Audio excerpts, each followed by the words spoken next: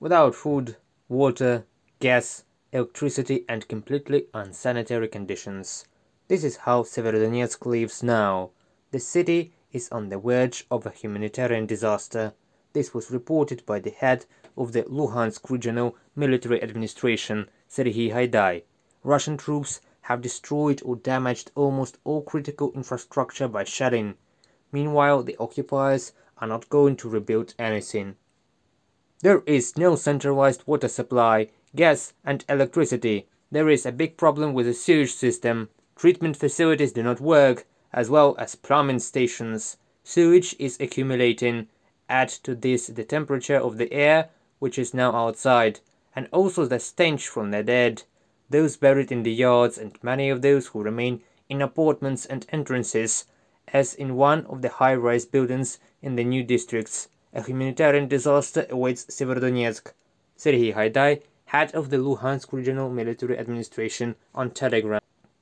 There are big problems with water and food in captured Mariupol and Liman. Mariupol residents have not received humanitarian aid from the Russian occupiers for a month. People are dying because of the lack of medicine. There is a shortage of drugs for cancer patients, people with diabetes, tuberculosis and thyroid problems. It's been a month, even more than that. What kind of drugs do you need? Well, we need blood pressure medication and painkillers. At the same time, Russian invaders continue to violate the rights of Ukrainians in the temporarily occupied territories and expand the network of filtration camps. The US mission to the OSCE found at least 18 Russian filtration camps on Ukrainian territory. People there are thoroughly examined, detained, tortured or forcibly deported to Russia. Most often, these are some kind of border booths, and both men and women are sexually abused there. I just have to remind you that forcing people to be naked is also sexual violence. We have evidence of intimidation, including rape, especially against young girls.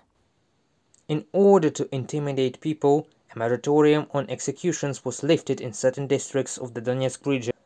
3 foreigners from the United Kingdom and the United States who had fought on the side of Ukraine had already been sentenced to death. The practice of death penalty intimidation has existed before. We cannot say for sure whether the death sentences have been carried out, but we can say that after February 24th, the practice of death penalty intimidation continues. We know that US and Croatian citizens have been detained and that trials may also have begun or have already begun. Accordingly, we can interpret this as pressure on the international community. Russian invaders in the occupied territories forcibly mobilized civilians for the war against Ukraine. For example, in the Luhansk region, according to Serhiy Haidai, the occupiers allegedly invite men for high-paying jobs and then take them away to fight, using them as human shields. The Ukrainian authorities urge people to leave the occupied territories and hotspots whenever possible. Reported by Pavlo Stelmach, Vlada Tsurkan, UATV News.